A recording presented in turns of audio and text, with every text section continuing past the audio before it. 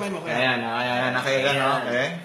Ito yung kanyang reading ng kanyang random blood sugar check before taking Synergrains. Okay. So after this, ang gagawin natin, we will have you take Synergrains 1 sachet and then we will retake the blood sugar count after 30 minutes. Okay, that's Okay. it. So, So here is Synergreen. 1 sachet. Yan, ito yung isang sachet. Okay, titimplahin natin sa isang 50.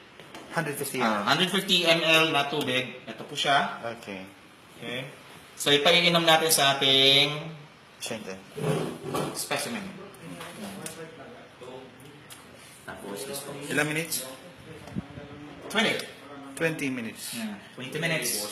Thank you. Alright. Hintayin natin ma-absorb yan within 20 minutes. Saglit lang naman yan, mabilis yan. After... Okay, after 20 minutes, second set po ito ng ating glucose check. Checkin natin ulit yung kanyang glucose level after niya mag-take ng Synergreens 20 minutes before. So, ito po. Yan. Ito na yung ating Lancer. Ito yung ating glucometer. At ito yung ating guinea pig. Okay? Ito yung ating dugo. Kung natin dugo, yun.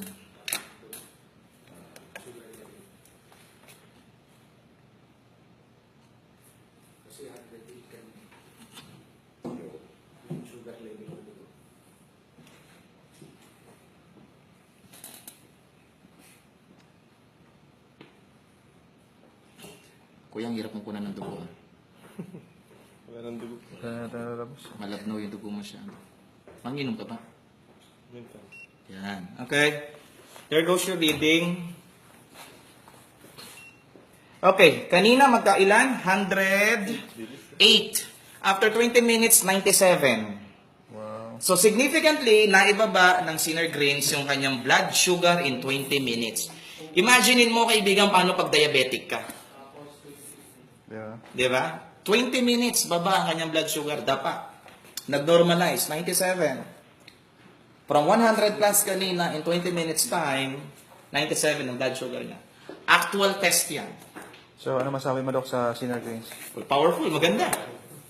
Pag hindi yan tumalab sa'yo sa loob ng isang buwan, magpapatuloy ako sa pangalawang pagkakataon.